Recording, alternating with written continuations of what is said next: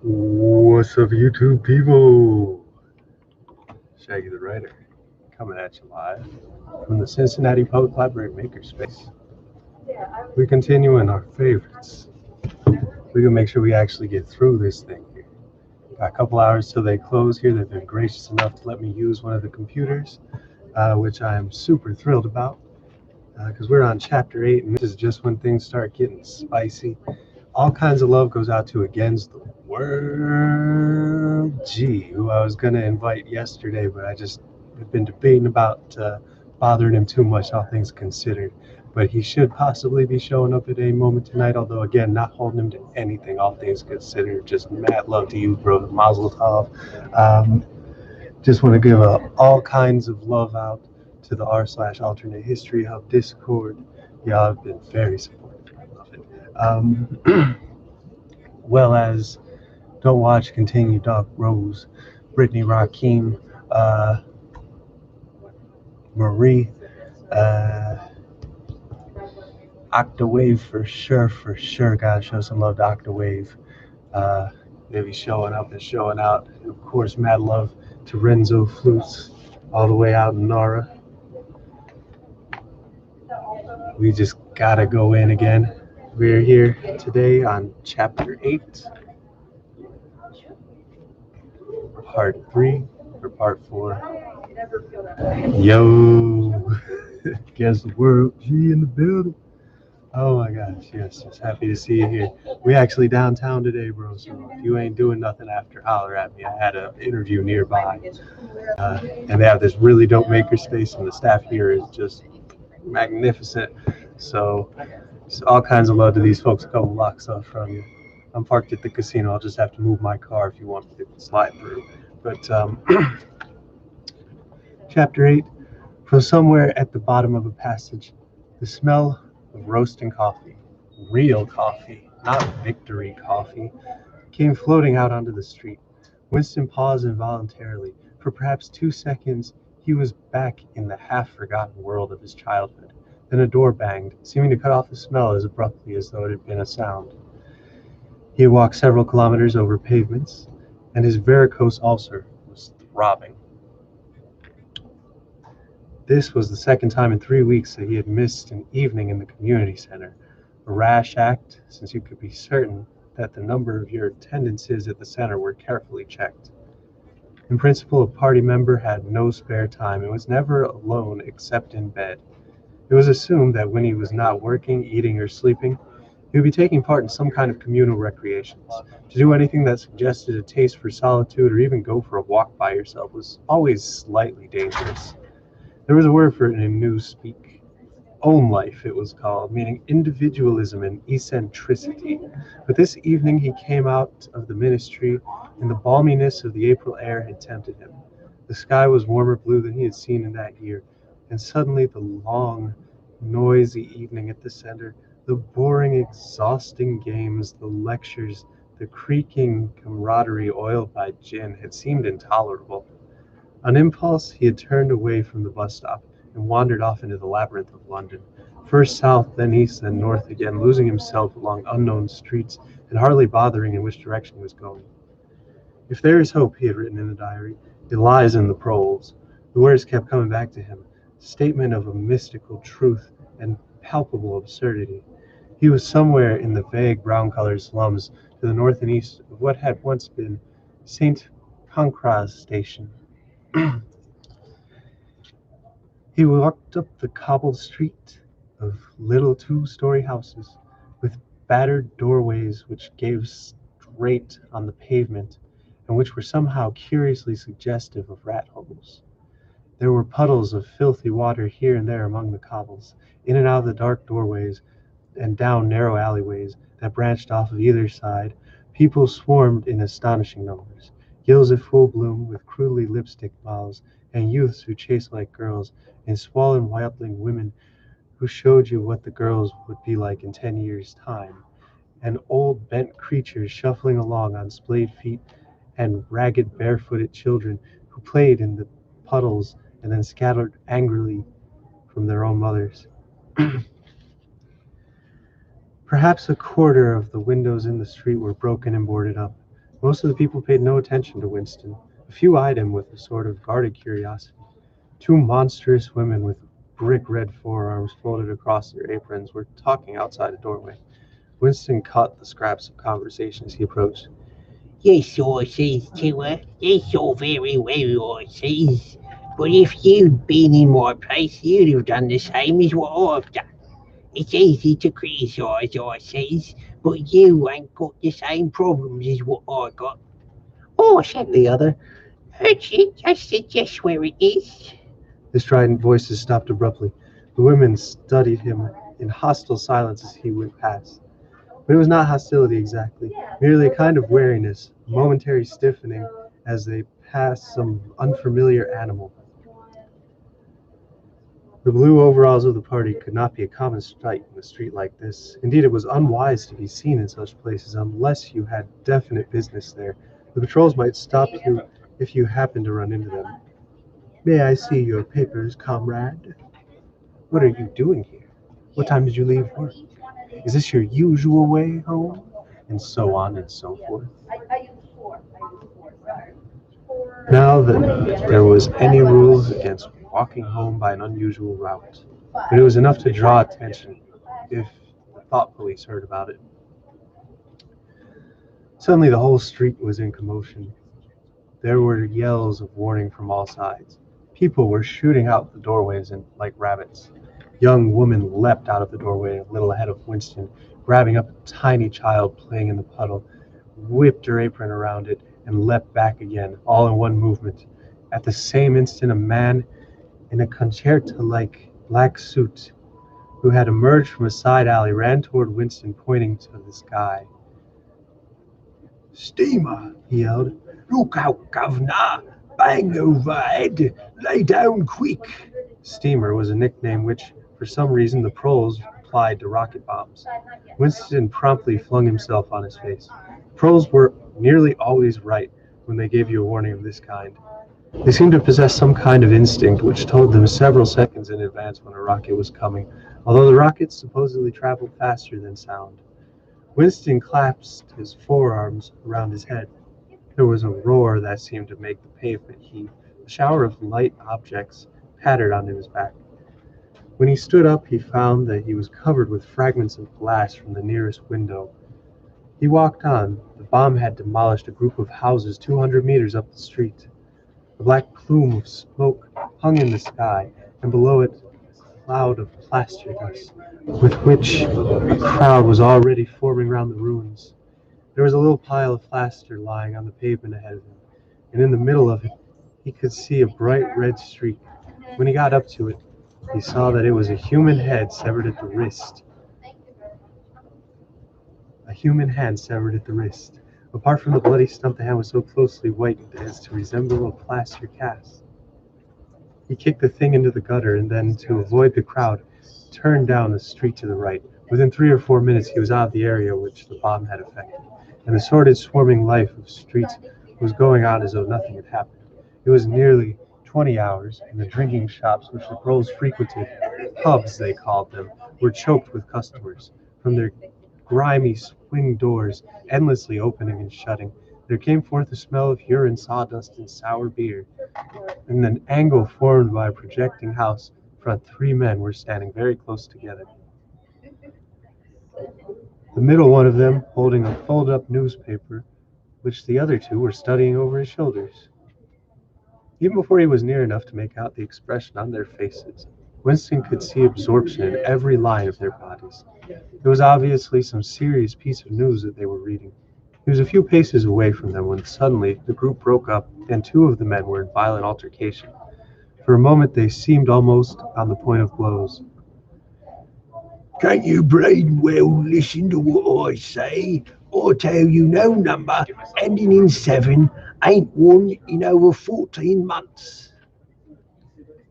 Yes, it hasn't. No, it has not. Back home, I got a lot of them. Over 2 years wrote down on a piece of paper. Takes them down regular as the clock. And I tell you, no number ending in 7. Yes, 7 is one. What could pretty near tell you the plate number? 407 it ended in. You were in February, second week in February. February, your grandmother. Or go your down in black and white. We'll tell you no number. Oh, buck it in, said the third man. They were talking about the lottery. Winston looked back when he'd gone 30 meters. They were still arguing with vivid, passionate faces.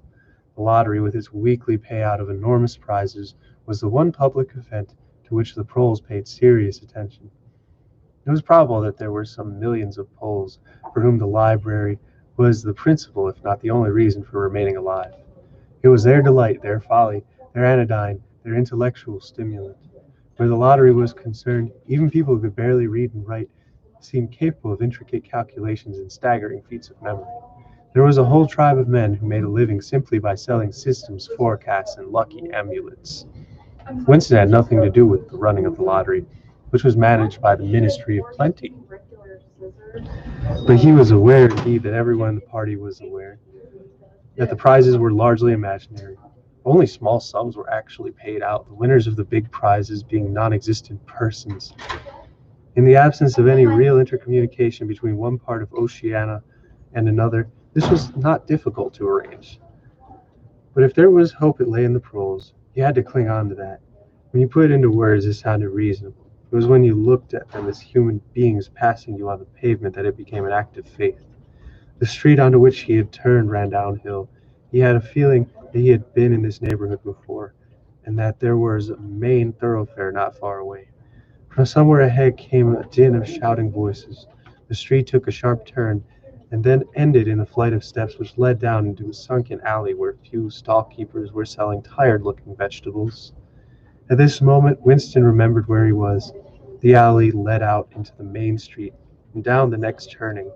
Not 5 minutes away was a junk shop where he had bought the blank book which was now his diary. And in a small stationer's shop not far away he had bought his pen holder and bottle of ink. He paused for a moment at the top of the steps. On the opposite side of the alley there was a dingy little pub, whose windows appeared to be frosted over, but in reality were merely coated with dust. A very old man, bent but active, with white mustaches and bristled forward like those of a prawn, pushed open the swing door and went in. As Winston stood watching, it occurred to him that the old man, who must be 80 at least, had already been middle-aged when the revolution happened. He and a few others like him were the last links that now existed with the varnished world of capitalism. In the party itself, there were not many people left whose ideas had been formed before the revolution. The older generation had mostly been wiped out in the great purges of the 50s and 60s, and the few who survived had long ago been terrified into complete intellectual surrender. If there was anyone alive who could give you a truthful account of conditions in the early part of the century, it could only be a prole. Suddenly, the passage from the history book that he had copied into his diary came back into Winston's mind, and a lunatic impulse took hold of him. He would go into the club. He would scrape acquaintance with the old man and question him. He would say to him, "Tell me about your life when you were a boy. What was it like in those days? Were things actually better than they are now, or were they worse?" Hurriedly, lest he should have time to become frightened, he descended the steps and crossed the narrow street. It was madness, of course. As usual, there is no definite rule against talking to proles and frequenting their pubs, but it was far too unusual an action to pass unnoticed. If the proles appeared, he might plead an attack of faintness, but it was not likely that they would believe him. He pushed open the door, and a hideous, cheesy smell of sour beer hit him in the face. As he entered, the din of voices dropped to about half its volume. Behind his back he could feel everyone eyeing his blue overalls. A game of darts, which was going at the other end of the room, interrupted itself perhaps as much as 30 seconds. A man whom he had followed without standing at the bar, having some kind of altercation with the barman, a large, stout, hook-nosed young man with enormous forearms. A knot of others standing around with glasses in their hands were watching the scene. "I still civil enough, didn't I?" said the old man, straightening his shoulders pugnaciously. "You telling me you ain't got a pint, a mug in the old blatant boozer?" What the hell's name is your pint? said the barman, leaning forward with the tips of his fingers on the collar. Arcade him, calls himself a barman, and don't know what a pint is. Why, a pint's the half of a quart, and there's 4 quarts to the gallon. Have to teach you the ABC next. Never heard of 'em, said the barman shortly. Litre and half litre. That's all we serve. There's glasses on the shelf in front of you. I like a pint, persisted the old man. You could have drawed me off a pint easy enough. We didn't have these bleeding litres when I was a young man. When you were a young man, we were all living in treetops, said the barman with a glance at the other customers. There was a shout of laughter, and uneasiness caused by Winston's entry seemed to disappear. The old man's white, stubbled face flushed pink. He turned away, muttering to himself, and bumped into Winston. Winston caught him gently by the arm. "May I offer you a drink?" he said. You're a gent, said the other, straightening his shoulders again. He appeared not to have noticed Winston's blue overalls. Pint, he added aggressively to the barman. Pint of wallop. The barman swished 2 half-liters of dark brown beer into thick glasses, which he had rinsed in a bucket under the counter. The beer was the only drink that you could get in Prole pubs. The Proles were supposed to not drink gin, though in practice they could get a hold of it easily enough. The game of darts was in full swing again, and the knot of men at the bar had begun talking about lottery tickets. Winston's presence was forgotten for a moment. There was a deal table under the window where he and the old man could talk without fear of being overheard. It was horribly dangerous, but at any rate there was no telescreen in the room, a point he could have made out as soon as he came in. He could have drawed me off a pint, grumbled the old man as he settled down behind his desk. Half litre ain't enough. It don't satisfy, and the whole litre's too much. It starts off me bladder running, let alone the price. You must have seen great changes since you were a young man, said Winston tentatively. The old man's pale blue eyes moved from dartboard to bar, and then from the bar to the door of the gents, as though it were the bar room that he expected changes to occur. The beer was better, he said finally, and cheaper. When I was a young man, mild beer, wallop we used to call it, was 4p a pint. That was before the war, of course. And which war was that? Said Winston. It's all wars, said the man vaguely. He took up his glass and his shoulders straightened again. He's wishing you the very best of health. In his lean throat, the sharp-pointed Adam's apple made a surprisingly rapid up-and-down movement, and the beer vanished. Winston went to the bar and came back with 2 more half-liters. The old man appeared to have forgotten his prejudice against drinking a full liter. "You are very much older than I am," said Winston. "You must have been a grown man before I was born. Can you remember what it was like in the old days before the Reclamation? People of my age don't really know anything of those times. We can only read about them in books, and what it says in the books may not be true. I should like your opinion on that. The history books say that the life before the Revolution was completely different from what it is now. There was a most terrible oppression, injustice, and poverty, worse than anything we can imagine. Here in London, the great mass of the people never had enough to eat from birth to death. Half of them have any boots on their feet. They worked 12 hours a day. They left school at 9. They slept 10 in a room. At the same time, there were very few people, only a few thousand, the capitalists they were called, who were rich and powerful. They owned everything that there was to own. They lived in great gorgeous homes with 30 servants, and they rode about in motor cars and 4-horse carriages. They drank champagne. They wore top hats." The old man brightened suddenly. Top hats, he said. Funny you should mention them. I was thinking the same thing come to me head only yesterday. I don't know why. I was just thinking. I ain't seen a top hat in years. Gone right out I have.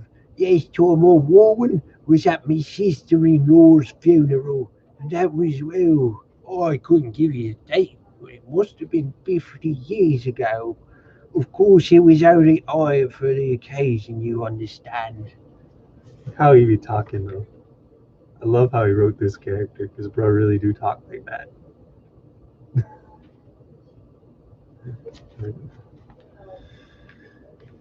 It isn't very important about the top hats, Winston said patiently. The point is these capitalists, they and the few lawyers and priests and so forth who lived on them, were the lords of the earth. Everything existed for their benefit. You, the ordinary people, the workers, were their slaves. They could do what they liked with you. They could ship you off to Canada like cattle. They could sleep with your daughters if they choose. They could order you to be flogged with something called a cat o' nine tails. They had to take your cap off when you passed them. Every capitalist went about with a gang of lackeys who... The old man brightened again. Lackeys, he said. Now here's a word I ain't heard in ever so long. Lackeys. That regular takes me back, that does. I recollect, donkeys years ago, it used to sometimes go by. You'd park on a Sunday afternoon to hear the blokes making speeches. Salvation Army, Roman Catholics, Jews, Indians, all sorts there was. And there was one bloke, well, I couldn't give you his name, but a real powerful speaker he was. He didn't have given him Yankees, says Yankees of the bourgeoisie, flunkies of the ruling class, parasites, that was another of 'em, and hyenas, he definitely called 'em hyenas. Of course, he was referring to the Labour Party, you understand. Winston had the feeling that they were talking at cross purposes. What I really wanted to know was this, he said. Do you feel that you have more freedom now than you had in those days? Are you treated more like a human being? In the old days, the rich people, the people at the top. The House of Lords, the old man said reminiscently. The House of Lords, if you like. What I'm asking is, were these people able to treat you as an inferior simply because they were rich and you were poor? It is in fact, for instance, that you had to call them sir and take off your cap when you passed them? The old man appeared to think deeply. He drank off about a quarter of his beer before answering. Yes, he said, they like you to cap 'em. They showed respect, like. I didn't agree with it myself, but I done it often enough. Had to, as you might say. Was it usual, I'm only quoting what I've read in history books, was it usual for these people and their servants to push you off the pavement into the gutter? One of 'em pushed me once, the old man said. I recollect all of it as if it was yesterday. It was a boat race night, terribly rowdy. They used to get on boat race night. I bumps into a young bloke on Shaftesbury Avenue, quite a gent he was, dress shirt, top hat, black overcoat. He was kind of zigzagging across the pavement. I bumps into him accidental like. He says, why can't you look where you're going, he says. I says, I think you bought the bleeding pavement. He says, I'll twist your bloody head off. You get fresh with me. I says, you're drunk. I'll give you charge enough a minute, I says. And if you'll believe me, he puts his hand on my chest and gives me a shove pretty near, sent me under the wheels of a bus. I was only a young'un in them days, and I was going to have fetched him one. Only a sense of helplessness overtook Winston. The old man's memory was nothing but a rubbish heap of details. One could question him all day without getting any real information. The party histories might still be true, after a fashion. They might even be completely true. He made a last attempt. Perhaps I have not made myself clear, he said. What I'm trying to say is this. You've been alive for a long time. You've lived half your life before the revolution. In 1925, for instance, you were already a grown-up. Would you say, from what you can remember, that life in 1925 was better than it is now, or worse? If you could choose, would you prefer to leave then or now? The old man looked meditatively at the darts board. He finished up his beer more slowly than before. When he spoke, it was with a tolerant, philosophic air, as though the beer had mellowed him. I know what you expect me to say, He said, You expect me to say I'd sooner be young again. Most people say they'd sooner be young again if you asked them. You've got your health and strength when you're young. When you get your time of life, ain't never well. I suffer something wicked from my feet, and my brother's just as terrible. 6 and 7 times a night has me out of bed. But on the other hand, there's great advantages in being an old man. You ain't got the same worries, no truck with women. And that's the great thing. I had a woman for near on 30 years, if you credit me. Nor wanting to, that's more. Winston sat back against the windowsill. There's no use going on. He was about to buy some more beer when the old man suddenly got up and shuffled rapidly to the stinking urinal at the side of the room. The extra half-liter was already working on him. Winston sat for a minute or two, gazing at his empty glass, and hardly noticed when his feet carried him out onto the street again. Within 20 years at most, he reflected, the huge and simple question, was life better before the revolution than it is now? Would it have ceased once and for all to be answerable?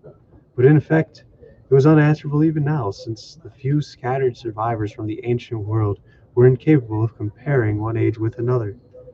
They remembered a million useless things, a quarrel with a workmate, a hunt for a lost bicycle pump, the expression on a long-dead sister's face, the swirls of dust on a windy morning 70 years ago.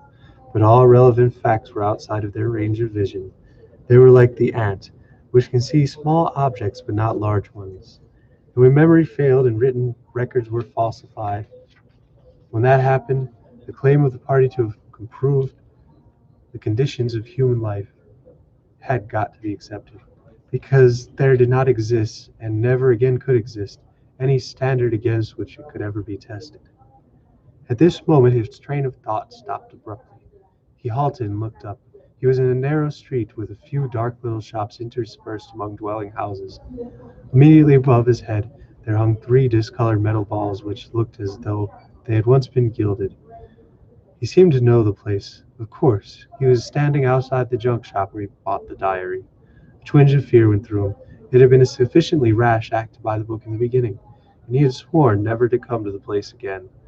And yet the instant that he was allowing his thoughts to wander, his feet had brought him back here on their own accord. It was precisely against suicidal impulses of this kind that he had hoped to guard himself by opening the diary.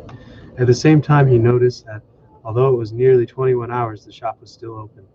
With a feeling that it would be less conspicuous inside than hanging about on the pavement, he stepped through the doorway. If questioned, he could possibly say that he was buying razor blades. The proprietor had just lighted a hanging oil lamp, which gave off an unclean but friendly smell. He was a man of perhaps 60, frail and bowed, with long benevolent nose and mild eyes distorted by thick spectacles. His hair was almost white, but his eyebrows were bushy and still black. His spectacles, his gentle, fussy movements, with the fact that he was wearing an aged jacket of black velvet, gave him a vague air of intellectuality, as though he had been some kind of literary man, or perhaps a musician. His voice was soft, as though faded, and his accent less debased than that of Major Proles. I recognized you on the pavement, He said immediately. You're the gentleman who bought the young lady's keepsake album. It's a beautiful bit of paper that was. Cream Lady used to be called. There's no paper like that made for, I dare say, 50 years. He peered at Winston over the top of his spectacles. Is there anything special I can do for you? Or are you just going to have a look around? No, I was just passing, Winston said vaguely. Just looked in. I don't want anything in particular. You're just as well, said the other, because I don't suppose I could have satisfied you. He made an apologetic gesture with his soft palmed hand. You see how it is. Empty shop, you might say. Between you and me, the antiques trade just about finished. No demand any longer, no stock either.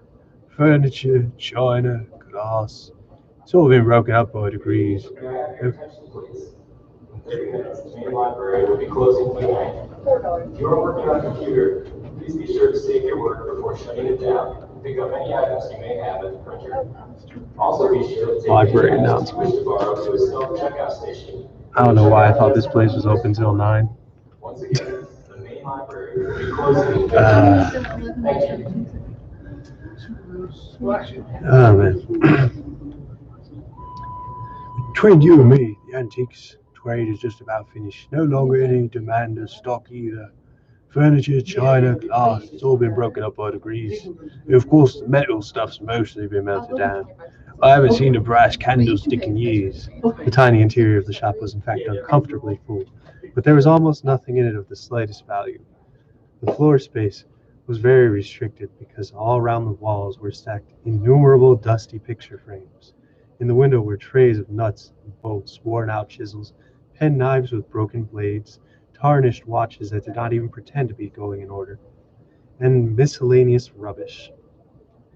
Only on a small table in the corner were there a litter of odds and ends, lacquered snuff boxes, agate brooches, and the like, which looked as though they might include something interesting. As Winston wandered toward the table, his eyes caught a round, smooth thing that gleamed softly in the lamplight, and then he picked it up. It was a heavy lump of glass, curved on one side, flat on the other, making it almost a hemisphere. There was a peculiar softness, as of rainwater, in both the color and texture of the glass. At the heart of it, magnified by the curved surface, there was a strange, pink, convoluted object that recalled a rose or sea anemone. What is it? Winston, fascinated. That's coral, that is, said the old man. It must have come from the Indian Ocean. They used to kind of embed it in the glass. That wasn't made less than 100 years ago. More by the look of it. It's a beautiful thing, said Winston. It is a beautiful thing, Said the other appreciatively. but not many that say so nowadays. He coughed. Now, if it so happened that you wanted to buy it, that cost you $4. I can remember when a thing like that would have fetched £8, and £8 was, well, I can't work it out, but it was a lot of money. Who cares about genuine antiques nowadays, even the few that's left? Winston immediately paid over the $4 and slid the coveted thing into his pocket. What appealed to him about it was not so much its beauty as the air it seemed to possess, sort of belonging to an age different from the present one. The soft, rainwatery glass was not like any glass he had ever seen. The thing was doubly attractive because of its apparent uselessness, though he could guess that it must have once been intended as a paperweight. It was very heavy in his pocket, but fortunately it did not make that much of a bulge. It was a queer thing, even a compromising thing, for a party member to have in his possession. Anything old, and for that matter anything beautiful, was always vaguely suspect. The man had grown noticeably more cheerful after receiving the $4. Winston realized that he would have accepted two or even three. Or three or even two. There's another room upstairs that you might care to take a look at, He said. There's not much in it, just a few pieces. We'll do with the light if we're going upstairs. He lit another lamp and bowed back, led the way slowly up the step and worn stairs, along the tiny passage, into a room which did not give on the street, but looked on the cobbled yard and forest of chimney pots. Winston noticed that the furniture was still arranged as though the room were meant to be lived in. There was a strip of carpet on the floor, a picture or two on the walls, and a deep, slatternly armchair drawn up by the fireplace.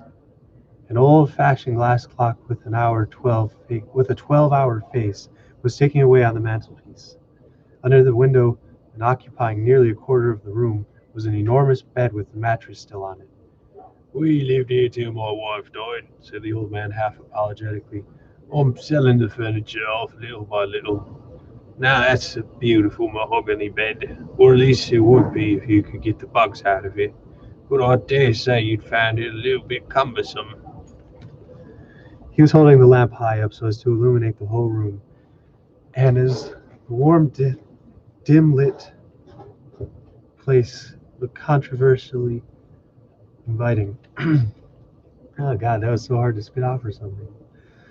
The thought fitted through Winston's mind that it would probably be quite easy to rent the room for a few dollars a week if he dared to take the risk.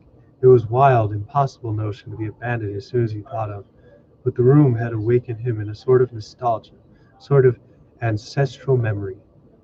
It seemed to him that he knew exactly what it felt like to sit in a room like this, in an armchair beside an open fire with your feet in the fender and the kettle on the hob, utterly alone, utterly secure, with nobody watching you, no voice pursuing you, and no sound except the singing of the kettle and the friendly ticking of the clock. There's no telly screen, he could not help murmuring. So the old man said, "Oh, I've never had one of those things. Too expensive, and I never seem to feel the need of it. Somehow, there's a nice cat league table in the corner there.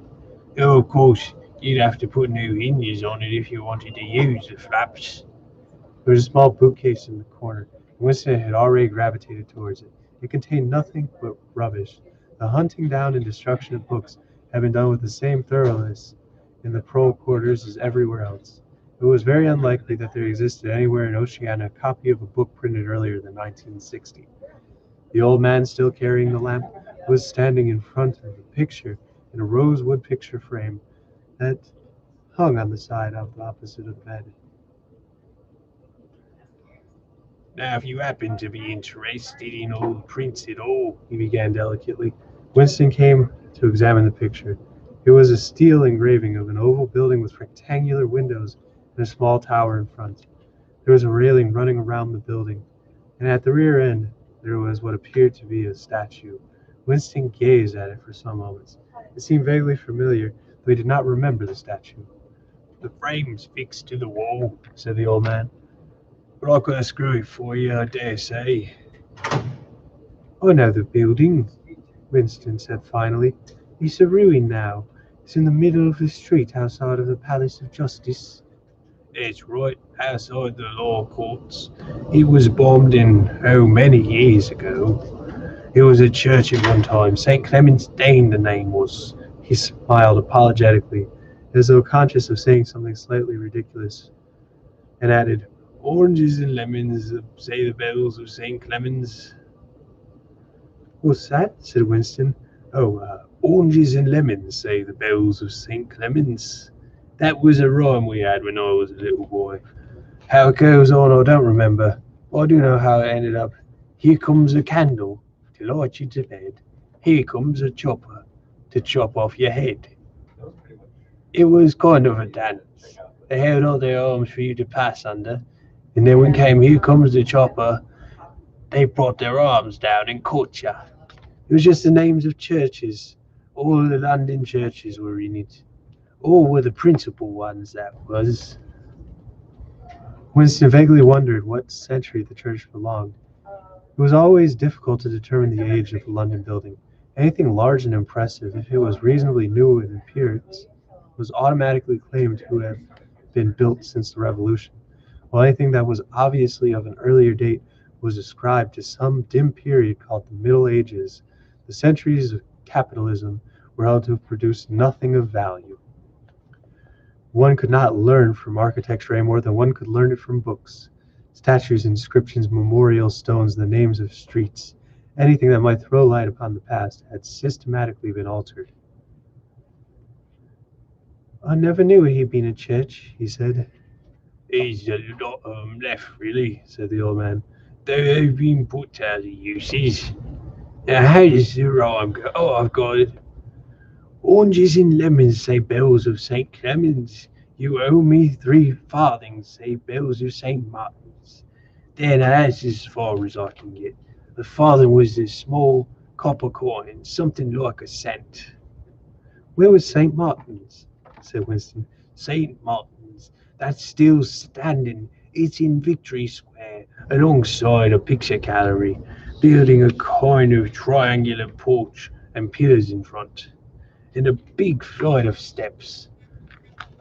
Winston knew that place well. It was a museum used for propaganda displays of various kinds, scale models of rocket bombs and floating fortresses, waxwork tableaux illustrating enemy atrocities and the like. "St. Martin's in the Fields used to be called," supplemented the old man, "though I don't recollect any fields anywhere near these parts." Winston did not buy the picture. It would have been an even more incongruous possession than the glass paperweight, and impossible to carry home unless it were taken out of its frame. But he lingered on for some minutes more, talking to the old man, whose name he discovered was not Weeks, as one might have gathered from the inscription over the shop front, but Charrington. Mr. Charrington, it seemed, was a widower aged 63 and had inhabited the shop for 30 years. Throughout the time he had been intending to alter his name over the window, but he never quite got the point of doing it.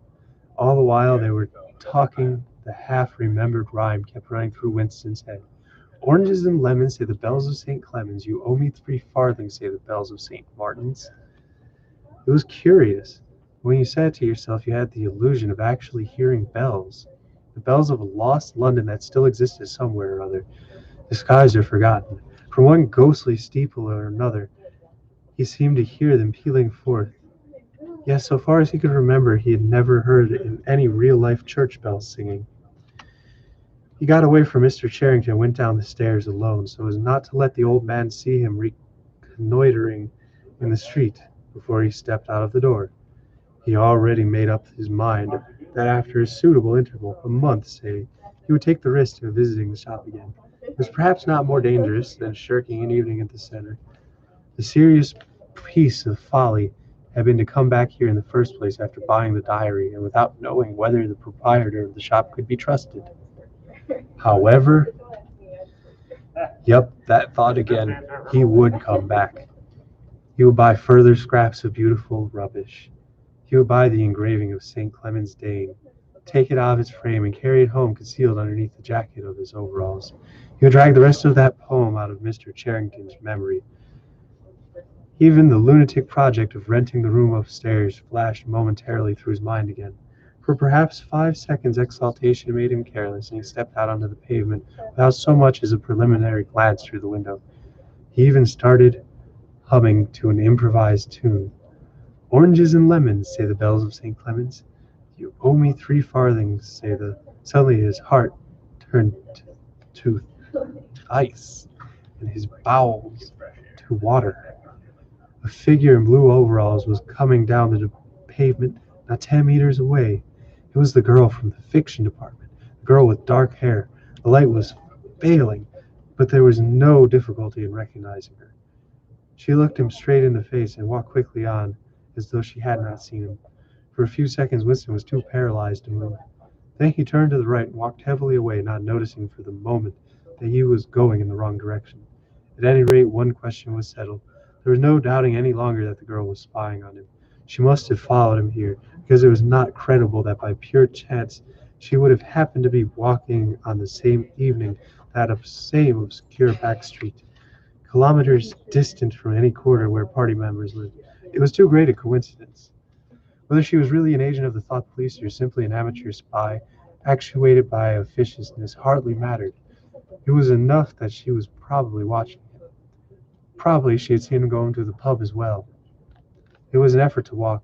The lump of glass in his pocket banged against his thigh at each step, and he was half-minded to take it out and throw it away. The worst thing was the pain in his belly. For a couple minutes he had the feeling that he would die if he didn't reach the lavatory soon. But there would be no public lavatories in a quarter like this. Then the spasm passed, leaving a dull ache behind. The street was a blind alley. Winston halted, stood for several seconds wondering vaguely what to do, then turned round and began to retrace his steps. As he turned, it occurred to him that the girl had only passed him 3 minutes ago, and that by running he could probably catch up to her. He could keep her on track till they were in some quiet place, and then smash her in the skull with the cobblestone. The piece of glass in his pocket would be heavy enough for a job, but he abandoned the idea immediately, because even the thought of making any physical effort was unbearable. He could not run, he could not strike a blow. Besides, she was young and lusty and would defend herself.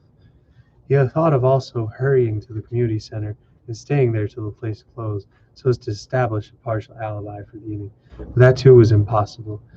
A deadly lassitude had taken hold of him. All he wanted was to get home quickly and sit down and be quiet. It was after 22 hours when he got back to the flat. The lights would be switched off at the main at 23:30. He went into the kitchen and swallowed nearly a teacupful of Victory gin. Then he went to the table in the alcove, sat down, and took out the diary from the drawer. But he did not open it at once. From the telescreen, a brassy female voice was squalling a patriotic song. He sat staring at the marble cover of the book, trying without success to shut the voice out of his consciousness. It was at night when they came for you, always at night. The proper thing was to kill yourself before they got you. Undoubtedly, some people did so. Many of the disappearances were actually suicides. But it needed desperate courage to kill yourself in a world where firearms or any quick and certain poison were completely unprocurable. He thought with a kind of astonishment of the biological uselessness of pain and fear, the treachery of the human body which always freezes into inertia at exactly the moment when special effort is needed. He might have silenced the dark-haired girl if only he had acted quickly enough, but precisely because of the extremity of his danger, he had lost the power to act. It struck him that in moments of crisis one is never fighting against an external enemy, but always against one's own body. Even now, in spite of the gin, the dull ache in his belly made consecutive thought impossible. It is the same, he perceived, in all seemingly heroic and tragic situations. On the battlefield, in the torture chamber, on a sinking ship, the issues that you are fighting are always forgotten, because the body swells up until it fills the universe. And even when you are not paralyzed by fright or screaming with pain, life is moment to moment struggle against hunger or cold or sleeplessness, against a sour stomach or an aching tooth. He opened the diary. It was important to write something down. The woman on the telescreen had started a new song. Her voice seemed to stick into his brain like a jagged splinter of glass. He tried to think of O'Brien, for whom or to whom the diary was written, but instead he began thinking of the thing that would happen to him after the thought police took him away. It would not be a matter of if they killed you at once. To be killed was what you expected. But before death, nobody spoke of such things, yet everybody knew them. There was a routine of confession that had gone through. The groveling on the floor and screaming for mercy, the crack of broken bones, the smashed teeth and bloody clots of hair. What did you have to endure it, since the end was always the same? Why was it not possible to cut a few days or weeks out of your life? Nobody ever escaped detection. Nobody ever failed to confess. When you once had succumbed to thought crime, it was certain that by a given date you would be dead. Why then did that horror which had altered nothing have to lie embedded in a future time? You try with a little more success than before to sum up an image of O'Brien. We shall meet in a place where there is no darkness. We shall meet in a place where there is no darkness. That's more like it. O'Brien had said to him. He knew what it meant, or thought he knew. The place where there is no darkness was the imagined future, which one would never see, but which, by foreknowledge, one could mystically share in. But with the voice from the telescreen nagging at his ears, he could not follow the train of thought further. He put a cigarette in his mouth. Half the tobacco promptly fell out onto his tongue, a bitter dust which was difficult to spit out again. The face of Big Brother swam into his mind, displacing that of O'Brien. Just as he had done a few days earlier, he had slid a coin out of his pockets and looked at it. The face gazed up at him, heavy, calm, protecting. But what kind of smile was hidden beneath the dark mustache? Like a leaden knell, the words came back at him. War is peace. Freedom is slavery. Ignorance is strength. Well, I think the library closes in 10 minutes and not an hour and 10 minutes. So we're probably going to have to call it a night here before we dive into part 2. But we're making pretty good progress here. I'm thinking we'll probably need 10 parts to finish this. Good evening. May I have your attention, please? In 10 minutes, the main library will be closing for the night. If you are working on a computer, please be sure to save your work before shutting it down. Pick up any items you may have at the printer. Also be sure to take any items you wish to borrow to a self-checkout station or the checkout desk on the first floor. I hope that voice didn't interrupt the reading too bad. Oh my goodness. Ah, yes, but all kinds of love to the Cincinnati Public Library. This dope creator space behind me. I don't want to show anybody who doesn't necessarily want to be showed on camera, but dope creator space behind me is available, open to the public. No reservations required usually, unless there is a big crowd in here. They were very kind letting me film this evening. All kinds of love to World G, who had to stop through for a minute. Octawave, who be listening to me when I'm doing the computer work. Oh man. Thoughts and prayers go out to Enrique, who hasn't been on Discord in a few days, and I hope he's doing all right. But mad love to the r/alternate history hub Discord server. Thank you so much to everybody for tuning in this fine evening. Faux Faith, NFA gang, all kinds of love going out to y'all. We out, y'all.